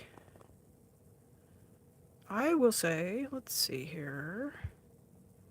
Yeah, I do have a channel email, Jan M. If you have any questions or if there's anything I can answer for you, you feel free to drop me an email.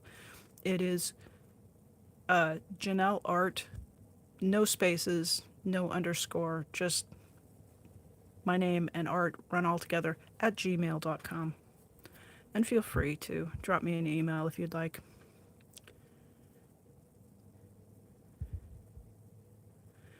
My assess. Even though I didn't ask for the bypass, I bet I didn't ask for a refund. I actually was really, I was really bent out of shape about it because they had kind of put me under saying you're going to have one thing, and I woke up and they had, chest cracked open, and I would have liked to have some time to decide that rather than have it imposed on me. I think I would have traveled up to Seattle or up to the university hospital to get evaluated. Because when you're 45, having an open chest procedure is a hellacious recovery. It's not as bad when we're in our 60s because our bones and connective tissue are a little bit, well, they've aged, so they're a little bit easier to crack open, believe it or not. So when you have an open heart procedure in your 60s, it's much less painful than when you have one in your 40s.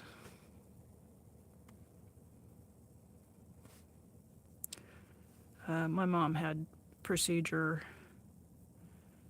and she was like, it was probably 3 or 4 weeks, and I know she was like, she kept looking at me going, boy, I wish you hadn't had to have yours so young because this isn't terrible. It's not great, but it's not.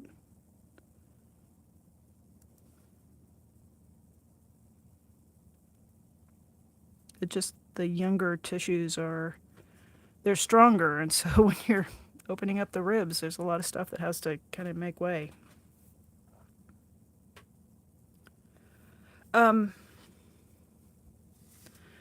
They actually they sedated me. I remember watching the screen because I had trauma happen in hospital, and I do not like to be anesthetized because bad stuff happens when you're not awake to tell them not to do stuff. And you do have the option to have light sedation when you are having an angiogram. And so I said, yeah, only give me the bare necessity and leave me conscious. And I remember the two doctors, and then one doctor, his hand going, hey, you see that? And the other doctor went, mm-hmm. And that's the last thing I remember. And I woke up in a hospital room, and I was like, can I go home? And they said, no. And I said, didn't you fix it? And also, why was I asleep?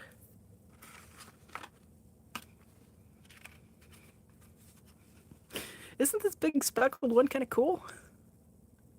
It's like a dinosaur egg or something there in the middle. Yeah, so they didn't fix it, and they had anesthetized me. So I woke up just pissed off that they'd put me under, and then they said, yeah, we can't do a stent. We have to do an open heart procedure. And I said, fine, I'm going to go home and feed my cat. And they went, oh, no, no, no, no, no, no, no, you have to stay here. And you could drop dead. Well, yeah, you can drop dead any day. It's like I had stuff to do. And then they brought my family. I had family members I hadn't seen in years who were standing at the foot of my bed like ghouls going, you got to do this. No, I don't got to do this. It'd been a rough 10 years. So I did feel like I got strong-armed into it without being able to, make my own decision. And there have been some days where I was grateful to have been alive to see and experience, and there have been some days where I just went, phew. I wish I had just been allowed to have my, uh, have my health just go the way it was going.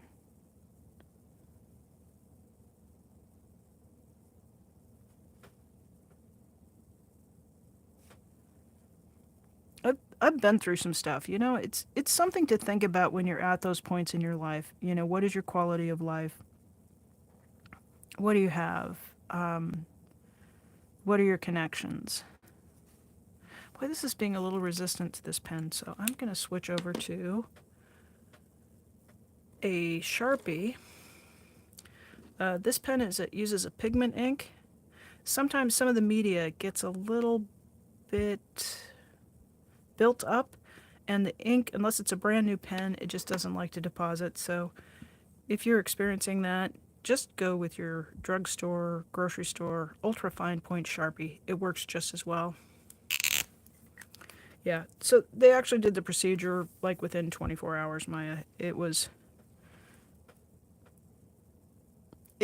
pretty darn quick, and I did not get to leave the hospital to go think about it or make some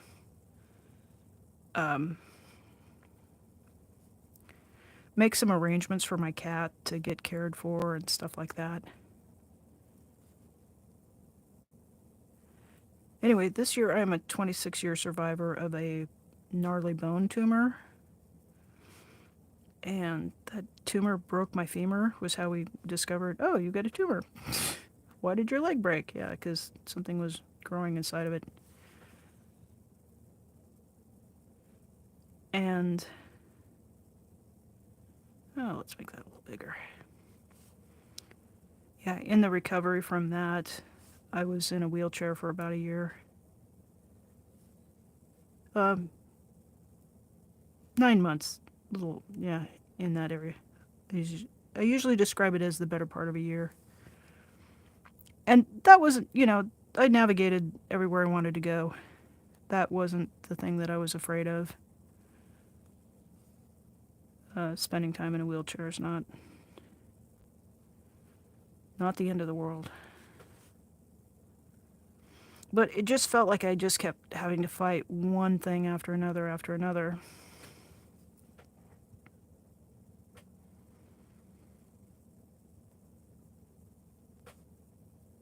And it seems like, after you're 80, somebody will say, oh yeah, do you want hospice? Do you want to think about this? Do you want to, we allow older people to have that grace to think about what their quality of life is and what choices they want to make.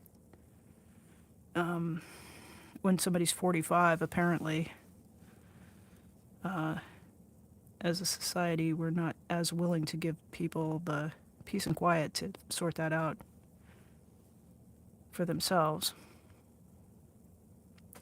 And sometimes we really should.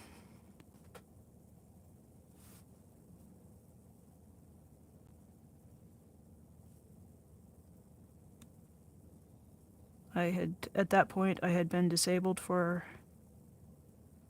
several years. I don't have children. I'm not able to work. And also, I had been feeling really crappy because I was, having heart problems that I was unaware of. So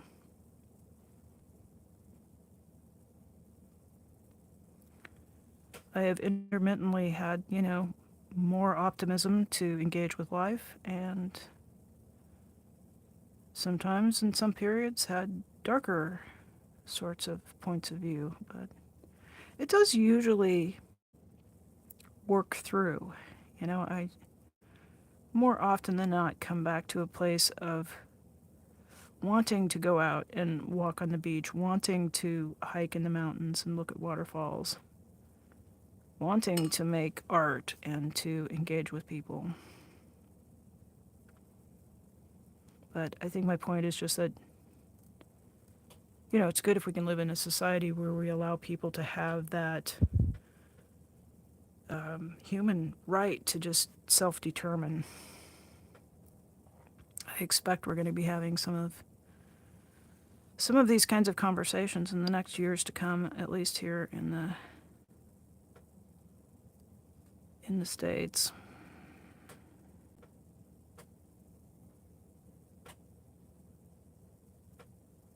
You guys are kind. Thank you so much. Thank you. Yeah.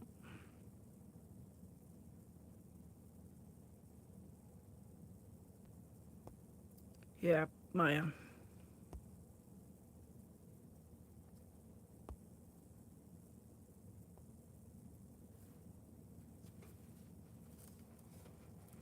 I'll tell you, after you get through something like that, it's funny. Things come along in life. Some of you know that I married a person who was raised in a cult. He was born into it. And then he got out of it, and he kind of went off the deep end. and then his parents, who were in the cult, tried to suck me into it. So, like, you go through that, right? And there were things about that were just harrowing. But I got unentangled from that. I went through divorce. I was a divorced person in the 1980s where I was judging myself so harshly. There'd not been anybody in my family who'd been divorced. And then the next thing I did that was kind of a challenge, when it got hard, I was in I was in ROTC, Reserve Officer Training Corps for Army ROTC, and I went to basic camp at Fort Knox, Kentucky. And there came a day where there was this drill sergeant, and that guy must have been 6'5", and he was huge, like he was like a house, and he had bad breath and this kind of eagle beak of a nose, and he was right up in my face, and he was yelling at me. Now, with cadets, they couldn't use profanity, and they couldn't touch us. And I knew he couldn't touch me. And I can just remember there's this point where my brain just kind of went click, and I thought to myself, this guy is not my ex-husband. Like, he can't put his hands on me. He can't do that. It just really made me kind of unsuitable for Army training to have that realization and not be afraid of the drill sergeant. But I have found that life builds on these lessons. And later in that year, that fall, I started at law school. And that's a grind, I'll tell you. You have all of your grade is based on one exam, the final exam. You don't get credit for anything along the way on the semester. And so you just study your ass off. It's it's not easy. And I can remember grinding for law school and just going, you know what? This isn't anything like the extreme hours of training that I went through when I was at Fort Knox with the drill sergeant, you know? And then you go through, um, I was talking about this in the other live stream a little bit more about that, but I won't go into it here in too deep a detail. But I I was misdiagnosed and I had a health crisis, and that was how I ejected out of the law career after I'd gone to law school and passed 2 bar exams and was trying to make my way and trying to make peace with working with lawyers. Turns out they're really not fun. I wasn't loving it. But as I grappled with that, I went, I got through law school, so this disability stuff, I'll just fight harder and I'll make my way through it. And life kind of builds on us in that way. It gives us these lessons and these challenges.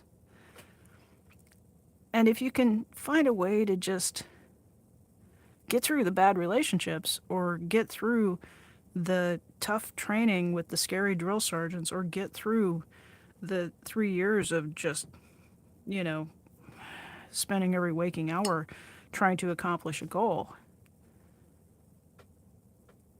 I'm waiting for the part where life gets easier and I can just go, oh yeah, I got this. It doesn't seem to ever do that. It always just seems to, you age and you lose some physical resources and I don't know, your brain gets a little bit wilier and, but it's interesting. I, I think I tend to like it more the older I get, the more I think, oh, I got a few skills and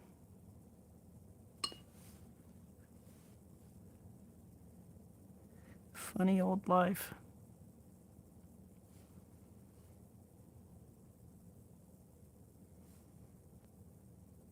But I'll tell you, there's not a day where I look back and think, boy, I sure wish I was married to that guy who was in the cult.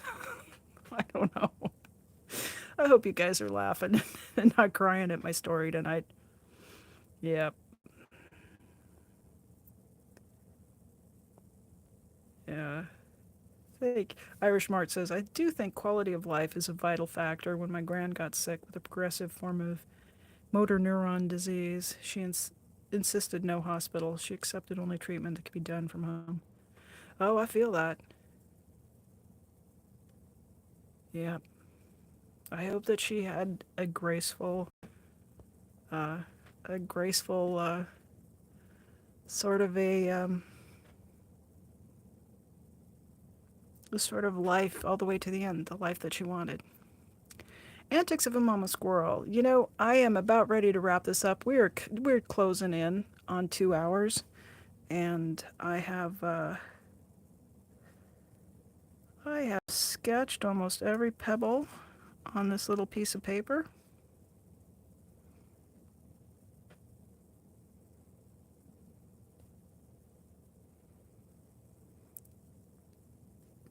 So, as always, I really appreciate you guys coming and hanging out with me and spending time, and it really helps me feel less alone in the world, especially after 2020. Boy, that one just, all the stuff I've been through, 2020 just kicked my ass. And it seems like everything got reformatted.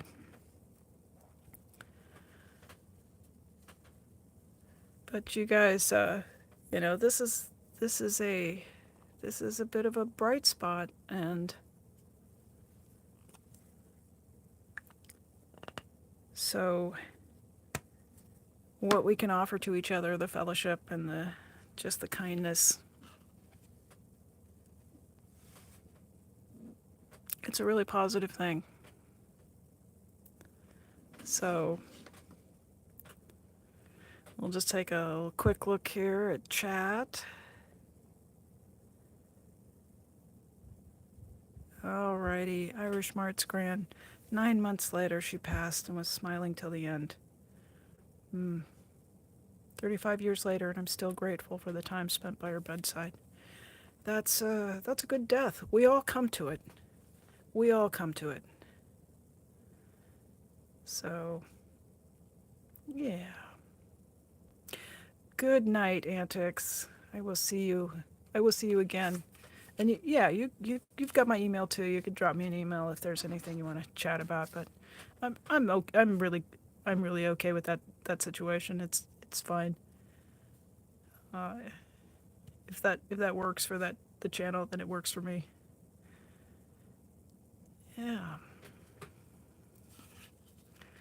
So Jan, thank you for coming in. I hope that you're a bit comforted and that we've shored you up a little bit in facing that. I know it's a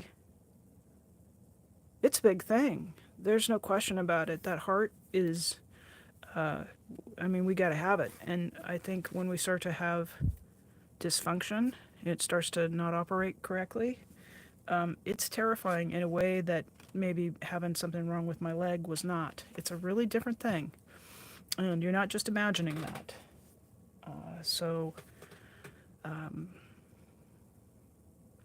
I will say, once you get through it, and you'll get a chance to go to cardiac rehab, I think almost all insurance covers that.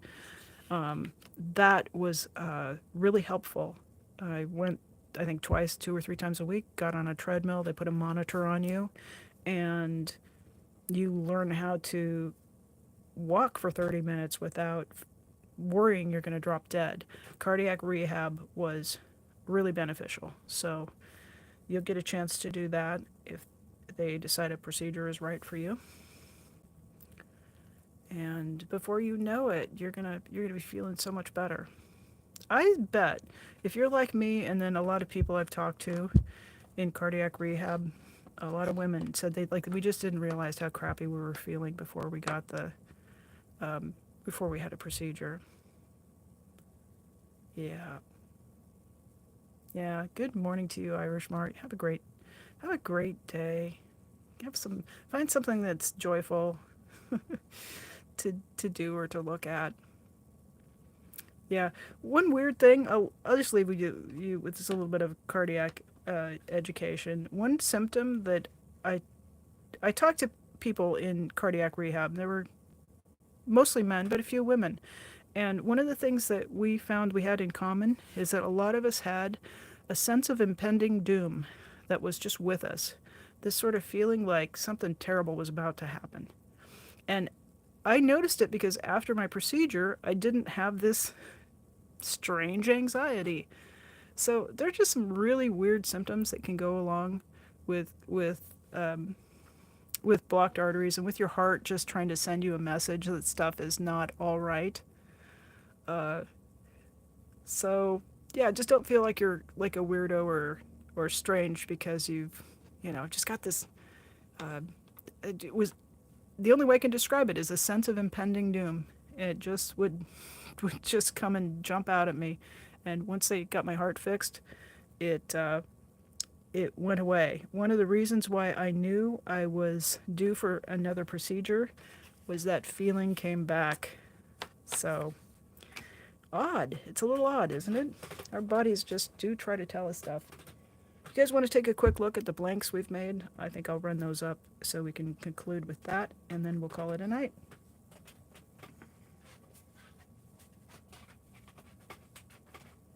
Everything's dried down a bit. There's that beautiful, that's this cobalt green. I sprayed this one with water before it went down, so it made these beautiful bloom shapes. Those are going to be fun to work with. Here was the cobalt green over the top of the English red. Boy, I'm out of the light there, aren't I? Yep. Oreo Ritz, hello! Yeah, you're very welcome, Jan. And we will be here with you to walk along with you as you go through that. So you see, like, it's very simple to crank out quite a handful of these guys. Yeah. And this was the one that I just kind of swabbed it through the paint that was down on the palette. So it's not so much, I think sometimes it's not so much about the colors of paint, it's the way that they dry. It's those edges that start to present those opportunities to draw the pebbles. And they're all very different, and I will say this one has a bit of muddy color on it, but I actually find it very appealing. So we got some good work done tonight. We had some companionship. I appreciate you guys. And yeah, aren't those, Irish Mart says, nice, interesting patterns, right? And you can't really tell while it's wet. You can tell when it starts to dry down. And then I like them to have more than one color, but probably we could take the pen to this one. So you saw that it wasn't technically too challenging. It's just water, paint. And in future live streams, we'll come back to these, and I will do pebble drawings with them. I will probably add links back to the videos. I try to be good about that so that if you're curious about a particular piece, you can see what it ends up like. Yeah, hi Oreo Ritz. We were just wrapping up here, so I'll spend an extra couple minutes. You know, I'll always stand and do the drink a little tea and have a little chat. How are you? What's going on? Every time I see you, I'm reminded of the Boston protesters, and I haven't checked in on them this week. I do tend to sort of look at that external website and see who's live, and I go and spend a little time with whoever's live streaming. So just haven't seen those names come up.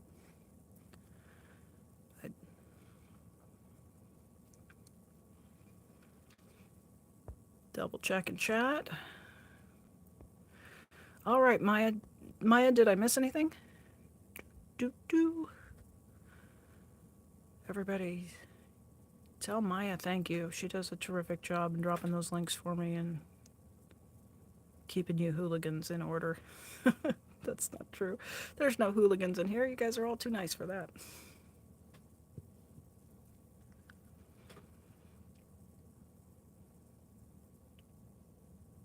Alrighty.